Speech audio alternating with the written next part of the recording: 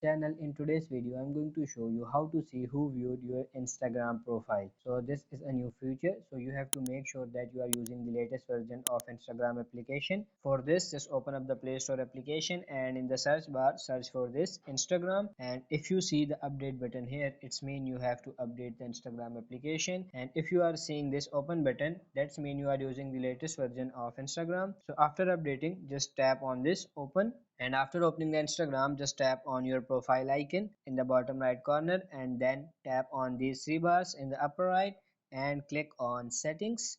In settings, if you scroll down, you will see this option account. Click on this account, scroll to the bottom and tap on this switch account type. So click on it and you have to switch your account for professional. I'm already switched my account for the professional. After switching the account, if you go back to your profile, you will see this option professional dashboard. You can see 67 accounts reached in last 30 days. So just tap on it. You will see more options here, like you can see the date here, on which date people viewed your profile. If you tap on this see all, you will see more options here: accounts reach, accounts engagement, total followers, all things here. So that's it for this video. That's how you can see who viewed your Instagram profile. I hope this video was helpful. If it is, like this video and subscribe to the channel. Thank you.